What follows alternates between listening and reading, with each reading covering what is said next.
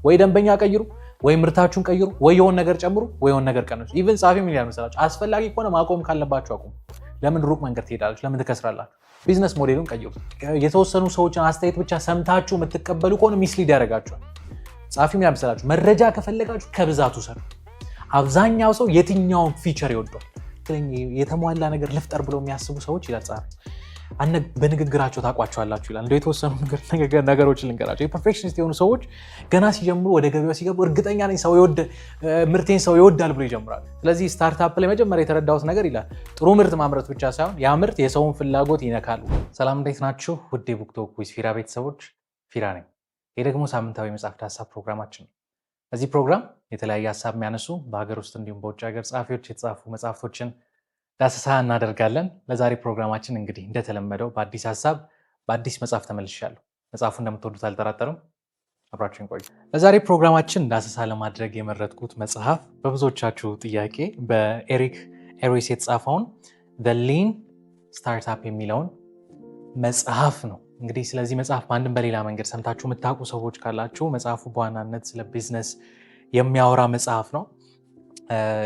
እንግዲህ ቢዝነስ የተለያየ አይነት ደረጃ አለው አይደል? ካሉት ደረጃዎች መካከል ገና ቢዝነስ ይወለዳል የሚባልበት ደረጃ ስላለው ሁኔታ እና በምን አይነት መንገድ ከዛ ሁኔታ አድገው እውነተኛ የሆነ ቢዝነስ መገንባት ይቻላል የሚል ሀሳብ ነው ጸሐፊው የሚያወራው። እንግዲህ ገና ርዕሱ ላይ እንዳያችሁት ዘሊን ካለ በኋላ ስታርታፕ የሚል ሀሳብ ነው ጸሐፊው የሚያነሳው እና ስለዚህ እዚህ መጽሐፍ ላይ የምታነቡት እያንዳንዱ ነገር ስታርታፕ ላይ ያለ ወይ ደግሞ አዲስ ቢዝነስ እየጀመረ ያለ አዲስ ፕሮጀክት እየጀመረ ያለ ብቻ የሆነ ነገር ሊሆን ይችላል። አዲስ ነገር እየጀመራችሁ ካላችሁ እናንተን ታርጌት አድርጎ ወይ ደግሞ እናንተን ዓላማ አድርጎ የተጻፈ መጽሐፍ። እንግዲህ ከመጽሐፉ በፊት ከጸሐፊው ጋር ትንሽ ላስተዋውቃችሁ። መግቢያ ላይ እንዳልኩት እዚህ መጽሐፍ ላይ በትልቁ እንደተጻፈው ኤሪክ ኤሪስ ይባላል ጸሐፊው። በጣም በሚገርማችሁ ሁኔታ ምንድነው ባክግራውንዱን ብታዩት በሊደርሺፕ በኤምቢኤ በምናምን ሳይሆን ከየል ዩኒቨርሲቲ በኮምፒውተር ሳይንስ ነበር የጨረሰው እና ከየል ዩኒቨርሲቲ በኮምፒውተር ሳይንስ ከጨረሰ በኋላ ይሄ ምንድነው ወደ ራሱ እንግዲህ ጀርኒ ነው ሄደው። እንግዲህ የውጭዎችን ታሪክ የምታውቁ ሰዎች ካላችሁ በተለይ ደግሞ ሶፍትዌር ከእንደዚህ አይነት ነገር ጋር የተገናኙ ብዙ ተቋሞች ሲሊከን ቫሊ ውስጥ ነው በጣም እያደጉ ያሉት የሚያድጉትም። ይህንን ተቋም ማነው ከየል ዩኒቨርሲቲ በኮምፒውተር ሳይንስ ትምህርቱን ከጨረሰ በኋላ የራሱን አፕሊኬሽን እንደፈጠረ መጽሐፉ ላይ ይናገራል። በጣም ፐርፌክት የሚባል ሶፍትዌር ፈጠርኩ ይላል መጽሐፉ ላይ እሱና ከሱ ጋር ካሉ ሰዎች ጋር እና በጣም ፐርፌክት የሚባል ሶፍትዌር። ይሄ እንዴት ነው? አንዳንድ ጊዜ ጥሩ የሚባል ምርት አለ አይደል? ጥሩ የሚባል ምርት በብዙ መንገድ ልትመዝኑ ትችላላችሁ። ግን ጸሐፊው የራሱ ምርት ጥሩ ምርት ያለው አንዳንድ ጊዜ ሶፍትዌሮችን ስትጠቀሙ ወይ አንዳንድ አፕሊኬሽኖችን ስትጠቀሙ ወይ ኔትወርክ ያስቸግራል ወይ እንደምትፈልጉት አይሆንም ወይ ቶሎ አፕዴት አያደርግም። ብዙ ችግሮች አሉት እና ጸሐፊው ፐርፌክት አፕሊኬሽን ፈጠርኩ ሲል ወይ ፐርፌክት ሶፍትዌር ፈጠርኩ ሲል እነዚህ ነገሮች የሌሉት አሪፍ ስራ ሰራው ነው በጸሐፊው አገላለጽ። ግን በጣም በሚገርማችሁ ሁኔታ የፈለገ ያለ አሪፍ ሶፍትዌር፣ አሪፍ ዌብሳይት፣ አሪፍ አፕሊኬሽን ቢኖራችሁ ትልቁ ዓላማ መስራታችሁ ሳይሆን መሸጡ ነው አይደለ? ጸሐፊው ምን ይላል? አሪፍ የሚባል አፕሊኬሽን ፈጥሬ ያለው ግን ይላል ገበያው ስላልተቀበለው በአጭር ጊዜ ውስጥ ከቢዝነስ እንደወጣ መጽሐፉ ላይ ይናገራል። እና እዚህ መጽሐፍ ላይ ገና ወደ ቢዝነስ ዓለም ውስጥ ገባ መጀመሪያ የተረዳሁት ነገር አሪፍ የሚባል ነገር መፍጠር ማለት ጥሩ ሶፍትዌር ወይ ደግሞ ጥሩ የሆነ ምርት ማምረት ብቻ ሳይሆን ከገበያው ጋር ወይ ደግሞ ከሰው ፍላጎት ጋር ሊጣጣም የሚችል መሆን እንዳለበት ጸሐፊ ያነሳል። እኔ እዚህ መጽሐፍ ልክ ይህችን ሀሳብ ሳነባት አይምሮዬ ላይ ምን መጣ? አንዳንድ ጊዜ ሰዎችን አይታችሁ ከሆነ እጅ ላይ ባልገባ ነገር አጭበርብረው የሰዎችን ፍላጎት እየነኩ የሰዎችን ሀሳብ እየነኩ ገንዘብ ሲሰበስቡ አይታችሁ ከሆነ ለምንድን ነው ይሄ የሚሆነው ካላችሁ አሪፍ ምርት አይደለም ምርቱ። ቅድም እንዳልኳቸው አሁን ሶፍትዌር ፐርፌክት የሚባለው ሶፍትዌር በቃ ስትነኩት ምን ስትሉት በጣም ኮምፓቲብል ነው፣ ይመቻል፣ ቀላል ነው ምናምን። ይሄ አሪፍ ምርት ነው፣ ግን ከሰው ፍላጎት ጋር ካልተመጣጠነ ይከስራል። እነዚህስ ምን ያደርጋሉ? አሪፍ ምርት የላቸውም፣ ግን ደግሞ የሰውን ችግር ያውቃሉ። የቱ ጋር ሰው ቢነካ እንደሚኮረኩሩ ያውቃሉ። የቱ ጋር ሰው ቢነካ እንደሚደነግጥ ያውቃሉ። ከዛስ ገንዘብ መሰብሰብ ላይ ትኩረት ያደርጉና ፐርፌክት የሆነ አሪፍ የሆነ ምርት ከማምረት እንደሚደክሙ ታያላችሁና በዚህ ጸሐፊ አገላለጽ የትኛውም አሪፍ የሚባል ምርት አሪፍ የሚባል ሶፍትዌር ከሰው ፍላጎት ጋር ከሰው ሀሳብ ጋር ከሰው ችግር ጋር ካልተመጣጠነ አሪፍ የሚባል ደረጃ ላይ ወይ ደግሞ ጥሩ ብላችሁ ልታስቀምጡት እንደማትችሉት መጽሐፉ ይናገራል። ስለዚህ ስታርታፕ ላይ መጀመሪያ የተረዳሁት ነገር ይላል ጥሩ ምርት ማምረት ብቻ ሳይሆን ያ ምርት የሰውን ፍላጎት ይነካል ወይ የሰውን ሀሳብ ይፈልግ የሰውን ትኩረት የሚወስድ ነው ወይ የሰውን ችግር የሚፈታ ነው ወይ የሚለውን መመለስ እንዳለበት መጽሐፉ ይናገራል። ይህ እንግዲህ መጀመሪያ ህይወቱ ላይ ያጋጠመውን ነገር ነው የሚያወራው። እሺ ወደ መጽሐፉ ሀሳብ ልግባ። ስታርታፕ ማለት ምን ማለት? መጀመሪያ ጸሐፊው ርዕሱ ላይ ስላለ ስታርታፕ የሚል ሀሳብ ስላወራ ስታርታፕ ማለት ምን ማለት?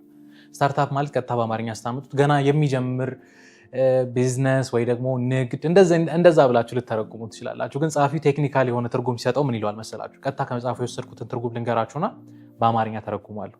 ምን ይላል? ስታርታፕ ኢዝ ይላል a human institution designed to create a new product or service under condition of extreme uncertainty ይላል።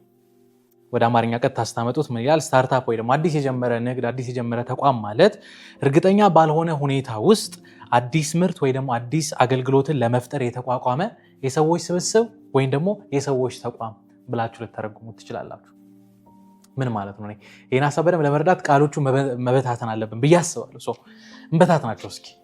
የመጀመሪያው ስታርታፕ ኢዝ ይላል a human institution ይላል፣ የሰዎች ተቋም። በአማርኛ ስናመጣው ምናልባት ቅደም ተከተሉ ሊዛባ ይችላል። ከእንግሊዝኛው እስቲ ልንገራችሁ። የመጀመሪያው የሚለው ጸሐፊው ስታርታፕ ማለት መጀመሪያ ትኩረት የሚያደርገው የሰዎች ስብስብ ነው የሚል ሐሳብ ጸሐፊ ነው። ብዙ ጊዜ ሰዎች ስታርታፕን ሲያስቡት የሆነች አነስ ያለች ሱቅ መክፈት ወይ ደግሞ እንግዲህ እኛ ሀገር ብዙ አልተለመደም፣ ውጪዎች በእንደዚህ አይነት መንገድ ነው ብዙ ቢዝነስ የሚጀምሩት። ለምሳሌ እንደ አማዞን ያሉትን ስታዩ ቢዝነስ ሲጀምሩ ቦታ ተከራይቶ አይደለም፣ ራሱ የሚኖሩበትን ቤት ጋራጁን ከፈተና ያንን ለንግድ ተጠቀመበት።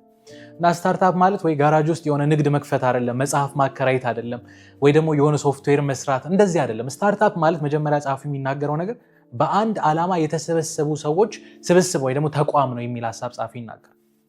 እቺ ሐሳብ ላይ ትኩረት አድርጉልኝ። አንድ ዓላማ የሰበሰባቸው ሰዎች። እነዚህ ሰዎች ምን አይነት ሰዎች ናቸው? የሆነ ስኪል የሆነ ክህሎት ያላቸው ሰዎች፣ ወይ የሆነ ተሰጥኦ ያላቸው ሰዎች፣ ወይ አማካሪ ሊሆኑ ይችላሉ፣ ወይ የተቋሙ መስራች ሊሆን ይችላል፣ ወይ ሰራተኛ ሊሆን ይችላል፣ ወይ ደግሞ ተቋሙ ምንድነው ፈንድ የሚያደርጉ ሰዎች፣ ኢንቨስት የሚያደርጉ ሰዎች፣ ወይ ፓርትነር የሚባሉ ሰዎች ሊሆን ይችላል። ስለዚህ ስታርታፕ ስንል መጀመሪያ ትልቁ ጸሐፊ ትኩረት የሚያደርገው እዚህ ሐሳብ ላይ ነው። የሰዎች ስብስብ ነው የሚል ሐሳብ ጸሐፊ ይናገራል። ምን ማለት ነው? በአንድ ሰው ሊጀምር ይችላል፣ ግን ሩቅ መሄድ አይችልም። ስታርታፕ የምሬ ስታርታፕ የሚባለው ነገር ተስፋ ያለው አሁን ወደ ቢዝነስ ማደግ፣ አሁን እዚህ መጽሐፍ ላይ በኋላ አነሳላችኋለሁ። ስታርታፕ ቢዝነስ አይደለም የሚል ሐሳብ ጸሐፊ ያነሳል። ለምን እንዳለ ነግራችኋለሁ። ግን ይሄ ወደ ቢዝነስ እንዲያደግ ስታርታፕ አንድ ሰው ሳይሆን ሰዎች ያስፈልጉታል የሚል ሐሳብ ጸሐፊ ያነሳል። ስለዚህ ሂውመን ኢንስቲትዩሽን ነው ወይ ደግሞ የሰዎች ስብስብ ነው፣ የሰዎች ተቋም ነው። ሁለተኛ ትርጉሙ ላይ ምንድነው ጸሐፊው የሚያወራው? ክሪኤት ኤ ኒው ፕሮዳክት ኦር ደግሞ ሰርቪስ። ምን ይላል? ስታርታፕ አንድን ዘርፍ ስታርታፕ እንድንለው መስፈርታችን አዲስን ምርት ወይ ደግሞ አዲስን አገልግሎት ማስተዋወቅ።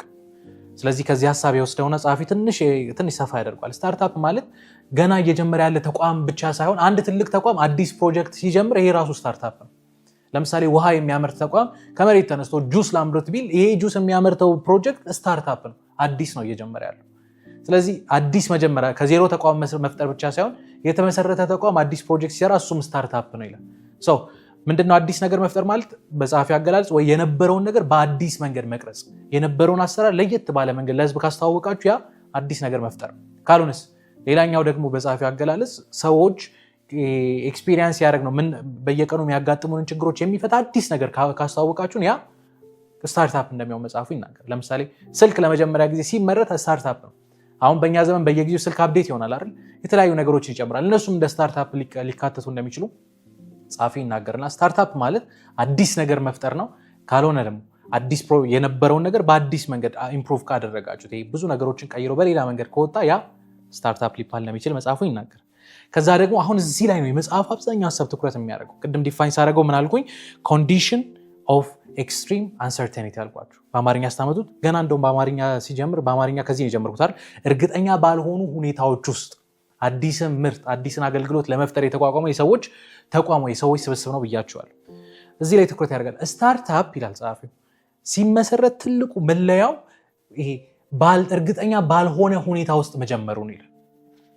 ምን ማለት ነው እርግጠኛ ባልሆነ ሁኔታ ውስጥ መጀመሩ?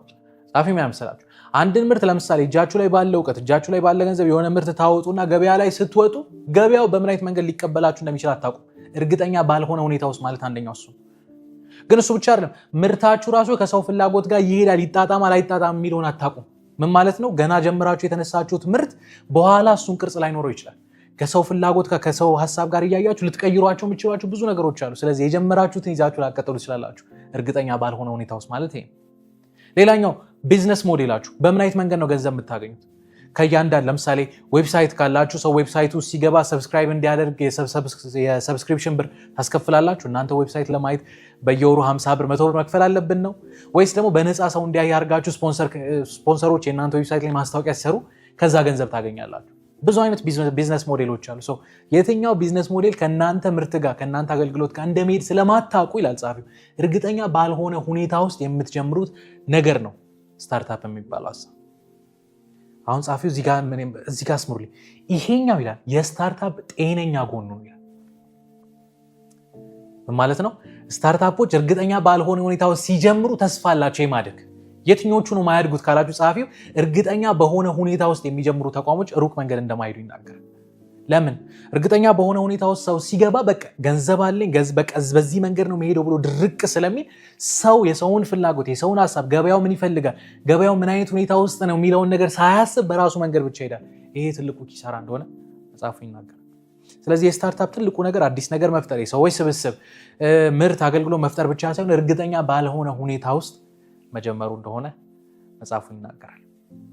እሺ ይህን ሀሳብ ያወራና አሁን መጽሐፉን ሀሳቡን እያሰፋ ይመጣል። ጤነኛ የሆነ ስታርታፕ ወደ ቢዝነስ ለማድረግ የሚያልፋቸው ደረጃዎች አሉ ይላል። 3 ትልልቅ ደረጃዎችን ያወራል።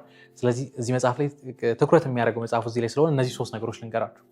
አንድ ገና እየጀመረ ያለ ንግድ፣ አንድ ገና እየጀመረ ያለ ተቋም፣ አንድ ገና እየጀመረ ያለ ምንም ነገር ሊሆን ይችላል በጤነኛ በሆነ መንገድ እያደገ እንደሆነ ለማወቅ እነዚህን ደረጃዎች መርገጥ አለበት ይላል። ኦኬ ምንድን ናቸው እነዚህ ደረጃዎች? የመጀመሪያው ጸሐፊ የመጀመሪያው ደረጃ የሚለው ነገር ቪዥን ወይ ደግሞ ዓላማ የሚለው ነገር የሚለው ሀሳብ ቅድም መጀመሪያ ላይ ለመናገር እንደሞከርኩት ስታርታፕ ማለት በአንድ ሀሳብ በአንድ ዓላማ የሚሰበሰበው የሰዎች ስብስብ ነው ወይ ደግሞ የሰዎች ተቋም ነው ብዬ አውርቻችሁ ነበር አይደል? ስለዚህ እነዚህን ሁሉ ሰዎች የሚሰበስብ አንድ ኮመን የሆነ አንድ ሁሉም ሰው ሊጋራው የሚችል ሀሳብ መኖር እንዳለበት መጽሐፉ ይናገራል። ስለዚህ ሀሳብ ላይ መሰረታል ካልኳችሁ ቅድም ያልኳችሁን ሀሳብ እዚህ ጋር ይደግመዋል ጸሐፊው። ምን ይላል? ሀሳብ ላይ መሰረት ካለበት ስታርታፕ ማለት አዲስ ንግድ ብቻ አይደለም። ትልቅ የነበረ ተቋም አዲስ ዘርፉ ሲገባ ያም ስታርታፕ ነው። ስለዚህ ስታርታፕን የተለያዩ ኮርፖሬት የሆኑ ተቋሞች ልክ እንደ ባንክ ያሉ ተቋሞች ውስጥ ልታዩ ትችላላችሁ። አዲስ ነገር ሲጀምሩ ስታርታፕ ነው እሱ። ኤንጂኦስ ልታዩ ትችላላችሁ። የመንግስት ተቋሞች ውስጥ ልታዩ ትችላላችሁ። ሚዲያዎች ውስጥ ልታዩ ትችላላችሁ። እነዚህ ሁሉ ዘርፎች ወይ አዲስ ነገር ይጀምራሉ ወይ የተጀመረውን በአዲስ መንገድ ይወጣሉ። ይሄ ሁሉ የስታርታፕ ሀሳብ እንደሆነ ጸሐፊው ይናገራል። እነዚህ ሁሉ ሰዎች ሲጀምሩ የሚጀምሩት በቪዥን ወይ ደግሞ በሀሳብ ወይ ደግሞ በዓላማ እንደሆነ መጽሐፉ ይናገራል። አሁን ቅድም ያልኳችሁን እዚህ ጋር ያሰፏል ጸሐፊው። ምን ያመስላል? ስታርታፖች መነሳት ያለባቸው ፐርፌክሽኒስት በሆነ አስተሳሰብ እንዳልሆነ እዚህ ጋር በደንብ አስምሮ ሲናገር ታያላችሁ። ምን ማለት ነው?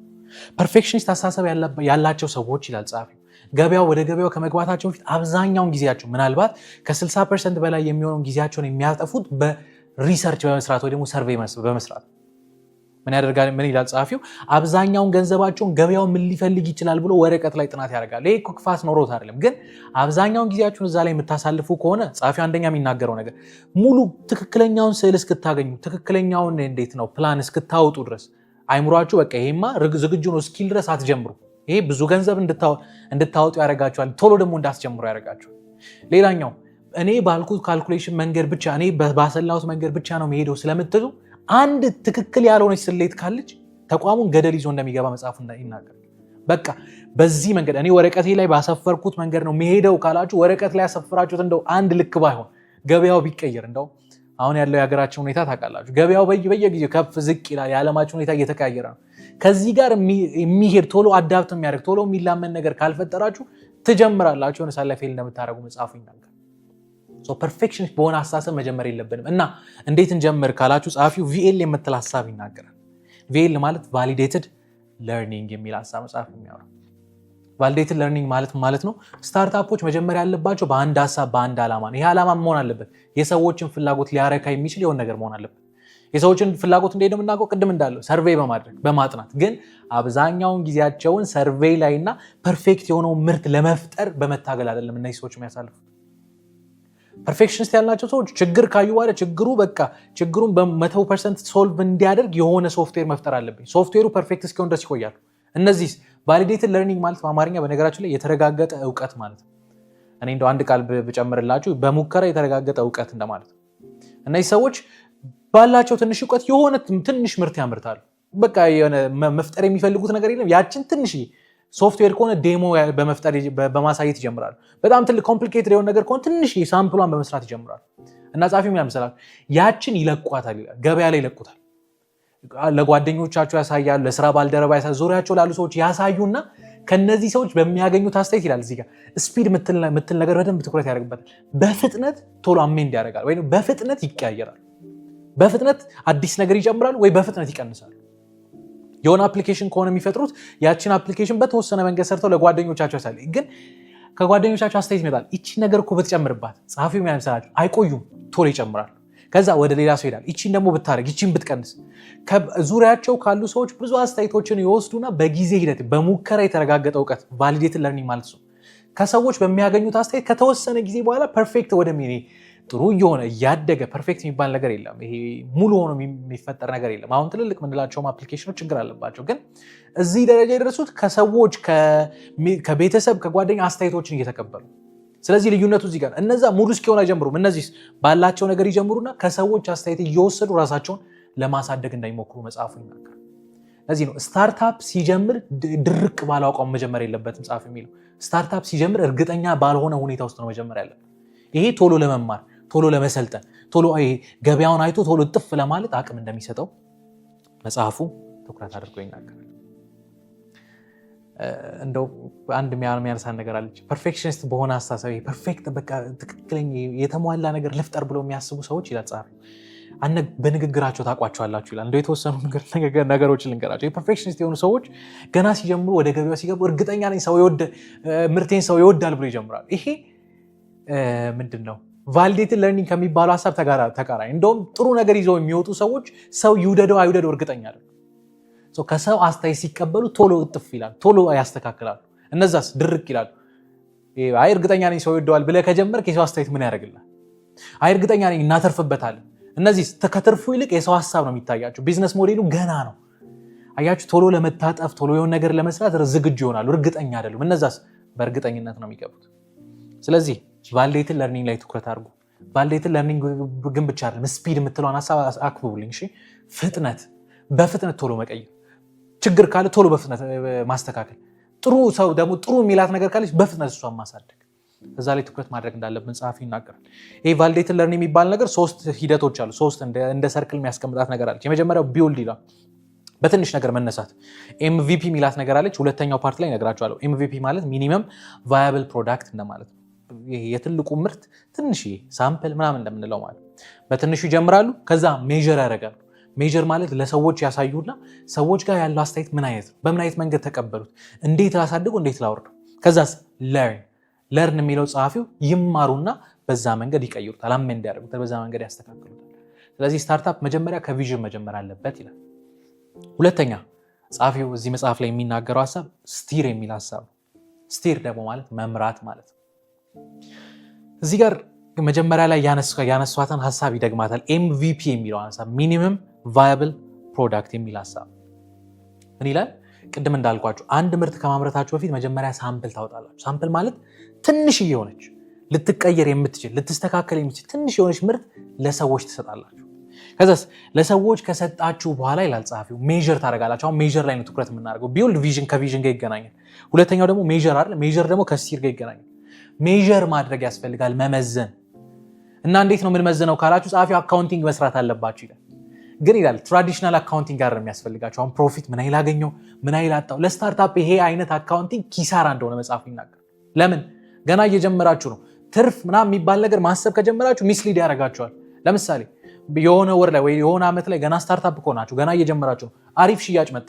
ስለዚህ በቃ አይ ግድ የለም አፕሊኬሽን ወይ ደግሞ የጀመርኩት ነገር ጥሩ ላይ ነው ካላችሁ ትከስራላችሁ። ለምን? ምክንያቱም ላይቀጥል ይችላል። በተገላቢጦሽ ስታርታፕ እንግዲህ ብዙ ጊዜ ከስሮ ነው የሚጀምረው አይደል? የመጀመሪያ ዓመት የመጀመሪያ 2-3 ወር የጀመራችሁ ነገር ኪሳራ ውስጥ ሊሆን ይችላል እና በቃ ይሄ ነገር አያዋጣም ብላችሁ ካቆማችሁ ከገበያው እንደምትወጡ መጽሐፉ ይናገራል። ስለዚህ ለእናንተ ትራዲሽናል የሆነ አካውንቲንግ ጋር ለሚያስፈልጋችሁ ይላል። ከዛ ይልቅ ኢኖቬሽን አካውንቲንግ ይላል፣ የፈጠራ አካውንቲንግ ማለት ነው። ኢኖቬሽን አካውንቲንግ ውስጡ ምን ነገሮች አሉት? እንዴት ነው ምናስለው? ያኛው ኢንካም ስቴትመንት ምናምን ባላንስ ሺት ምናምን እያለን መዝነዋለን አይደል? ይሄኛው ደግሞ የራሱ የሆነ መመዘኛ አለው። ለምሳሌ የመጀመሪያው መመዘኛው ይላል ጸሐፊው አክሽነብል ሜትሪክስ የሚለው ሀሳብ አለ።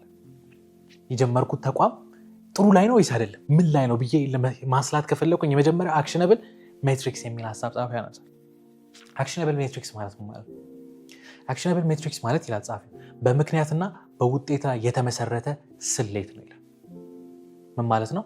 የሆነ አፕሊኬሽን ለምሳሌ ፈጠርኩኝና ለቀኩት ወይ አፕል ላይ ለቀኩት ወይ አንድሮይድ ላይ ለቀኩት ብቻ ለቀኩት ከዛ ያንን ከለቀኩት በኋላ አክሽነብል ሜትሪክስ ማለት ሰዎች የኔን አፕሊኬሽን ለምን ዳውንሎድ አደረጉ አያችሁ ምክንያትና ውጤት ከዛ ደግሞ ትሄዳላችሁ አፕሊኬሽኔ ላይ የትኛውን ካሉት ፊቸሮች የትኛውን ፊቸር ወደዱት ለምን ወደዱት አፕሊኬሽኑን ከጠሉት ለምን ጠሉት ይሄ ምክንያቱ ምንድነው ውጤቱስ ምንድነው የሆነ ነገር ሲያደርጉ ለምን እንደዚህ ያደርጉ ምክንያትና ውጤት ላይ ተመስርታችሁ የምታሰሉበት መንገድ ነው ኦኬ ግልጽ አይደል እንዴ ስትሉ አሁን መጽሐፉ እዚህ ጋር የዚህ ደግሞ ተገላቢጦሽ የሆነች ስሌት አለች ቫኒቲ ሜትሪክስ የሚላል እቺ በጣም ብዙ ሰዎች ሚስሊድ የምታደርግ ከመስመር የምታስት ምንድነው ሚዛን እንደሆነች መጽሐፉ ይናገራል ምን ማለት ነው ለምሳሌ አንድ ሰዎች አፕሊኬሽን ይሰሩና ፕሌይ ስቶር ላይ ይለቃሉ እንዴ አይምሮ ላይ መጣው ነው መነጋችሁ ፕሌይ ስቶር ላይ ይለቃሉ ከዛስ እነሱ ይሄ አፕሊኬሽን ጥሩ እየሄደ ነው አይደለም የሚለው የሚያሰሉት ምን ያህል ሰው ዳውንሎድ አደረገ የሚለው ነው እኛም እንኳን ብዙ ጊዜ አፕሊኬሽን ዳውንሎድ ስናደርግ ምን ያህል ሰው ዳውንሎድ አደረገው ብለን አይደለምና ይሄኛው ጤነኛ ያልሆነ ወይ ደግሞ ትክክለኛ ያልሆነ ሚዛን እንደሆነ መጽሐፉ ይናገራል ወይ ቪዲዮ ሶሻል ሚዲያ ላይ ሲለቁ ምን ያህል ሰው አየው ምን ያህል ሰው ላይ ካደረገው ነው የነሱ ትኩረት ይሄኛው ጤነኛ ያልሆነ ሚዛን ነው ለምን ምክንያቱም ትንሽ ደቂቃ ታይቶ ሰው ስክሮል ሊያደርግ ይችላል ትንሽ ደቂቃ ትንሽ ሰከንዶች አይቶ ታየህ ተብሎ ሊቆጠርልህ ይችላል ይሄ ትክክለኛ ሚዛን አይደለም ጸሐፊው ግን ይሄኛው አይደለም ይላል አክሽነብል ሜትሪክስ ማለት ይላል በጸሐፊው አገላለጽ ምን ያህል ሰው አየው ሳይሆን ምን ያህል ሰው ቪዲዮ ረጅም ሰዓት አየው ይሄ አክሽነብል ሜትሪክስ ነው ከዛ ትቀጥላላችሁ ምክንያትና ውጤት ለምን ረጅም ሰዓት አየው አብዛኛው ሰው 30 ሰከንድ ላይ ከሆነ አይቶ ወይ 1 ደቂቃ ወይ 2 ደቂቃ ላይ ከሆነ አይቶ ጥፍ የሚለው ለምንድነው 1 ደቂቃ ላይ ወይ እዛሽ ደቂቃ ላይ ለምንድነው ዞር ያለው ወይ ንግግሩ ጥሩ አይደለም ወይ ሳቢ አይደለም ወይ ልክ ያለው ነገር ተናግር ያለው ወይ የሆነን ሰው አናድጃል ይሄ አክሽነብል ሜትሪክስ ወደ አፕሊኬሽን ስመጡ ምን ያህል ሰው ዳውንሎድ አደረገው አይደለም ዳውንሎድ ካደረገ በኋላ ምን ያህል ሰው የኔን አፕሊኬሽን በየቀኑ ይጠቀማል አንዳንድ ሰው በወር አንዴ ይጠቀማል ለምን ምክንያትና ውጤት ይሄ ትክክለኛ ሚዛን እንደሆነ መጽሐፉ ይናገራል ይቀጥላል አፕሊኬሽን ላይ የትኛውን ፊቸር ነው የወደዳት ለምሳሌ እንደ ስናፕቻት ያሉ ተቋሞች ራሳቸውን ያሳደጉት የትኛውን ነው የሚወደደው ብለው ካሜራ ሌላም አለው ኢንስታግራም አለው ምንም አለው ኢንስታግራም በፊልተር ነው የወጣው ይሄኛው ራሱን የቻለ ምንድነው የሆነ ምንድነው ይባላል ካራክተር ይዘው ለምሳሌ ስናፕቻት ቴክስት ስታደርጉ ቴክስታችሁ ከአንድ ቀን ከ24 ሰዓት በኋላ ይመስለኛል ይጠፋል አይደል ይሄ የራሱ ነው በቃ ሰው ይሄን ወደደው ስለዚህ የኔን አፕሊኬሽን ለምንድን ነው የወደደው ያ አክሽነብል ሜትሪክስ ነው ምክንያትና ውጤት እንደ ኢንስታግራም ያሉት ያስወደዳቸው ፊልተሮች ናቸው ካሜራ ብቻ ሳይሆን ፊልተር እንደነ ቲክቶክ ያሉ አፕሊኬሽኖች ፍጥን ማለታቸው ኢንተርቴይንመንት ላይ ትኩረት ማድረጋቸው በቀላሉ ስክሮል ማድረጋቸው በአጭር ጊዜ ብዙ መረጃ እንድታገኙ ማድረጉ ነው የሆነ ነገር ስትጀምሩ አክሽነብል ሜትሪክስ ላይ ትኩረት አድርጉ ምክንያትና ውጤት ላይ ካልሆነስ የቫኒቲ ሜትሪክስ ከወሰዳችሁ ምን ያህል ሰው አየው በቁጥር እንደዚህ አይነት ነገር ላይ ትኩረት የምታደርጉ ከሆነ እንደማትዘልቁ መጽሐፉ ይናገራል አያስፈልግም አይደለም አሁን ላላችሁበት ለስታርታፕ አያስፈልግም መጽሐፉ ይናገራል በኋላ ቢዝነስ ሲሆን ምን ሲል እነዚህ ነገሮች ለማስላት ይመቻቸዋል ቅድም እንዳላችሁ ልክ እንደ ፕሮፊት ሉዝ ትርፍ አገኘው ከሰርኩ የሚባሉት ነገሮች እንደምታሰሉት ሁሉ በኋላ ያስፈልጋቸዋል አሁንስ የሚያስፈልጋችሁ ለመማር ቫሊዴትድ ለርኒንግ የተረጋገጠ እውቀት ለማግኘት ምክንያትና ውጤት ላይ የተመሰረተ አካውንቲንግ መውሰድ እንዳለብን ጸሐፊ ይናገራል የመጀመሪያው ይሄ ነው ሁለተኛው ኮሄርት አናሊሲስ ይላል ኮሄርት ማለት ግሩፕ ማለት ከብዛት የምታገኙት ትንታኔ ወይ ደግሞ መረጃ ምን ማለት ነው ጸሐፊው እዚህ ሐሳብ ላይ ምን ያህል መሰላችሁ የተወሰኑ ሰዎችን አስተያየት ብቻ ሰምታችሁ የምትቀበሉ ከሆነ ሚስሊድ ያደርጋችኋል ጸሐፊው ምን ያህል መሰላችሁ መረጃ ከፈለጋችሁ ከብዛቱ ሰዱ አብዛኛው ሰው የትኛውን ፊቸር ይወዷል ከዛ ተወስዱታላችሁ በግሩፕ ደግሞ አስቀምጡት ይላል ጸሐፊው አብዛኛው ወንድ ይሄን ፊቸር ይወዳል አብዛኛው ሴት ይሄን ፊቸር ይወዳል አብዛኛው ወጣት ይሄን ይወዳል አብዛኛው በእድሜ ገፋ ያለ ሰው ጎልመስ ያለ ሰው ይሄን ይወዳል ልጆች ይሄን ይወዱታል እናንተ የለቀቃችሁት ነገር አለ ከብዙ ሰው መረጃ ውሰዱና የወሰዳችሁትን መረጃ በግሩፕ ወይ ደግሞ በምንድነው አንድ ላይ ሰብሰብ አድርጋችሁ በእድሜ በጾታ በተለያዩ ነገሮች አስቀምጡት ያኔ የቱ ጋር ያለውት ወዴት መሄድ አለብኝ የሚለውን ነገር በግልጽ ማግኘት እንደምትችሉ መጽሐፉ ይናገራል አያቸውን ቁጥር ላይ አይደለም እየተመሰረተን ያለ የሰው ፍላጎት የሰው ሐሳብ ላይ እየተመሰረተን ያለ ሶስተኛው ትክክለኛ አናሊሲስ ለመውሰድ ከፈለጋችሁ ወይ ደግሞ ኢኖቬቲቭ አካውንቲንግ መውሰድ ከፈለጋችሁ ጸሐፊው ምን ይላል ፎከስ ኦን ከስተመርስ ቢሄቪየር የደንበኞቻችሁ ባህሪ ላይ ትኩረት አድርጉ ይላል ለምን ምክንያቱም ይላል አንዳንድ ጊዜ ሰው በአፉ የሚናገረውና የሚያደርገው ነገር የተለያየ ለምሳሌ አይኔ አፕሊኬሽኑ አልተመቸኝም ይልና ከሆነ ጊዜ በኋላ አፕሊኬሽኑ ላይ ቁጭ ሲል ታያላችሁ አንዳንድ ሰው አይኔ ቲክቶክ ላይ አልቀመጥም ይልና እኔ ቲክቶክ እኮ በቃ አቴንሽን ይጎዳል ምናምን ይልና ራሱ ቲክቶክ ላይ ታገኙታላችሁ ያወራው ሌላ ያደረገው ሌላ ጸሐፊው ምን ይላል አንዳንድ ጊዜ ሰዎች የሚያወሩትና የሚያደርጉት ሌላ ስለሆነ የሚያወሩት ላይ አይደለም ተግባራቸው ላይ ትኩረት አድርጉ እንደዛ ስታደርጉት ይሄ ምኑ ጋር ምን ማስተካከል ምኑ ጋር ምን መጨመር እንዳለባችሁ ታያላችሁ ለምሳሌ አንድ ደንበኛ ሪቴንሽን ሬት ልታዩ ትችላላችሁ። አንድ ሰው የኔን አፕሊኬሽን ዛሬ ከተቀበለ በኋላ በምን ያህል ጊዜ ይመላለሳል? ጓደኞቻችሁ ለምሳሌ ግድ የለም አሪፍ ነው ብለዋችሁ አድንቋችሁ ነገ ላይ ያዩት ይችላሉ። ለእናንተ ሞራል እናንተ ፊት አንድ ሁለት ያያሉ። ከዛስ ተመልሶ ያዩ። ይሄ ሪቴንሽን ሬት ነው። የሚያወሩት ሌላ የሚያደርጉት ሌላ። ከዛ ሪፈራል ሬት ራሳቸው መጠቀም ብቻ አይደለም፣ ለሰው ያወራሉ። ሞከርከው እንደ ይሄን ነገር አይተዋሉ። እነዚህ ነገሮችን ስታዩ ታያላችሁ። አክሽን ይሄ ምንድነው አሃ ሞመንቶችን ታያላችሁ። ካሉት ፊቸሮች አንተ ይሄ ነገር እኮ ብሎ የተደነቀበት የትኛው ነው? እዛ ላይ ትኩረት አድርጉ። ባህሪያቸው ላይ ትኩረት ስታደርጉ ሰዎች እንግዲህ ኢሞሽናል ፍጥረቶች ናቸው። ስሜት ነው ብዙ ነገራችን የሚነዳው። ስሜታዊ የሆነበትን ቦታ ካያችሁ ያችን ስሜት ተጠቅማችሁ ራሳችሁን ማሳደግ፣ ምርታችሁን ማውረድ፣ ምርታችሁን ከፍ ማድረግ እንደምትችሉ መጽሐፉ ይናገራልና ይህንን ካያችሁ በኋላ ሁለት ነገሮችን ማለት ትችላላችሁ። ወይ ፐርሲው ያለው ነገር ጥሩ ከሆነ ቀጥሉ፣ ካልሆነስ ፒቮት አድርጉት ይላል። ፒቮት ማለት ቀይሩት፣ ወይ አፕሊኬሽኑን ቀይሩት፣ ወይ ደንበኛ ቀይሩ። ወይ ለምሳሌ ወጣቶች ጋር ሄዳችሁ ከወጣት ጋር ካልሄደ ወይ ደግሞ ወጣት የሚወደው ነገር ካልሆነ ጎልመስ ያሉ ሰው ጋር ሂዱ። ምናልባት እነሱ ይሆናሉ ኦዲየንሶቻችሁ። እነሱ ደግሞ ከተቀበሉት እነሱን ታርጌት አድርጋችሁ ታሳድጋላችሁ። ወይ ደንበኛ ቀይሩ፣ ወይ ምርታችሁን ቀይሩ፣ ወይ የሆነ ነገር ጨምሩ፣ ወይ የሆነ ነገር ቀንሱ። ኢቨን ጻፊ ምን ይላል መሰላችሁ? አስፈላጊ ከሆነ ማቆም ካለባችሁ አቁሙ። ለምን ሩቅ መንገድ ትሄዳላችሁ? ለምን ትከስራላችሁ? ቢዝነስ ሞዴሉን ቀይሩት፣ ወይ ፊቸሩን ቀይሩት። የሆነ ሳሌ ጥፉና አዲስ ነገር ይዛችሁ ነው። ይህንን ካደረጋችሁ ከኪሳራም እንደምትድኑ ጻፊው ይናገራል። ሶስተኛና የመጨረሻ ሀሳብ ላውራችሁ። የመጀመሪያው ትዝ ካላችሁ ምንድን ነው ያልኩት? ቪዥን አልኩኝ አይደለ? ከዛ ሁለተኛ ስቲር ነው። ሶስተኛው ደግሞ አክሰለሬት።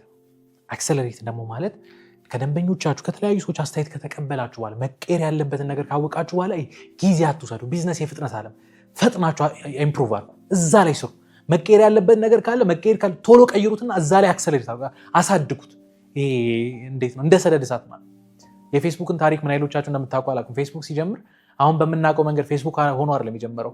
የካሳትኩ የሃርቫርድን ምንድነው ሲስተም ብሬክ እስኪያደርግ መጀመሪያ ሲሰራ የተሰራው ለጓደኞቹ እዛው ትምህርት ቤት ውስጥ ላሉ ሰዎች ነው። እንግዲህ የጀመረበት መንገድ ጥሩ ባይሆንም ዌብሳይቱ በጥሩ ሀሳብ ባይጀመርም ግን እዛው ላሉ ሰዎች ነው የተጀመረው። ከዛ እዛ ላይ ያሉ የዩኒቨርሲቲ ተማሪዎች ሬት እያደረጉ ምን እያሉ በቃ ሲስተሙ ኦቨርሎድ ሲሆን ለምን ያን ነገር አላሳድገውም ብሎ ነው የጀመረው። ኦኬ ሰው ፍላጎት ካለው ኢሚዲየት ይሄ መጠበቅም የለባቸው ቶሎ አሳድጉት። ፍላጎቱን አይታችሁ በቃ እዚህ ጋር ፖቴንሻል እንዳለው ከተሰማችሁ ዛሬ ነገ ማለት ስትሉ ነው የምትቸገሩት። የፐርፌክሽኒስት የሆኑ ሰዎች ይሄን ያደርጉት። ባላችሁ ነገር ጀምሩ፣ ችግሩን ቶሎ ቀይሩት፣ ከዛ እዛ ላይ ኤክስፓንድ አድርጉት፣ ቶሎ አሳድጉት፣ በደንብ ፕሮሞሽን ስሩ፣ በደንብ አሳድጉት። ያ ነገር ከሳምፕልነት ሄድና በጸሐፊው አገላለጽ ስታርታፕ ሌላ ገና ኤክስፐሪመንት ገና ላቦራቶሪ ነው ያለው። ያ ነገር በኋላ ራሱን ወደቻለ ወደ ቢዝነስ ማደግ እንደሚችል መጽሐፉ ይናገራል። እኔ እንግዲህ በኤሪክ ሪስ የተጻፈውን በሊን ስታርታፕ የሚለውን መጽሐፍ በዚህ መንገድ አየሁት። መጽሐፉ በጣም ሰፊ ሀሳብ ነው የሚያነሳው። እኔ እንደው መጽሐፉን ምንድን ነው ሊናገር የፈለገው የሚሉትን ነገሮች አጠር አድርጌ ገልጬላቸዋል። ይበልጥ የመጽሐፉን ሀሳብ ለመረዳት መጽሐፉ እንድታነቡት ልጋብዛችሁ። ከኔ ጋር ግን በዚህ ሳምንት የነበረን ቆይታ ይህን ይመስላል። ስለዚህ ፕሮግራም ስለዚህም ቪዲዮ ያላችሁን አስተያየት ከስር በማስቀመጥላችሁ የሶሻል ሚዲያ አማራጮች ገብታችሁ እንድትጽፉልኝ እጠይቃለሁ። ልክ እንደዚህ ሁሉ ምን አይነት መጽሐፍቶች እንዳሳል አድርግላችሁ በተቻለኝ መጠን እንግዲህ በጣም ብዙ አይነት መጽሐፎችን ይጠይቃል። በተቻለኝ መጠን መጽሐፎችን እየመረጥኩኝ ለማድረስ እየሞከርኩኝ። ይሄ መጽሐፍ ዳሳ ይደረግልን የምትሉት መጽሐፍ ካለ እንድታስቀምጡልኝ በድጋሚ እንግዲህ ከስር የምታስቀምጡት የሶሻል ሚዲያ አማራጮች እንድትጠቀሙ ጠይቃለሁ። ከኔ ጋር ግን በዚህ ሳምንት የነበረን ቆይታ ይህን ይመስላል። ቀጣይ ሳምንት እንዲሁ በአዲስ መጽሐፍ በአዲስ ሀሳብ እንመለሳለን። የቀጣይ ሳምንት ሰዎች ይበለን። መልካም ሳምንት ባይ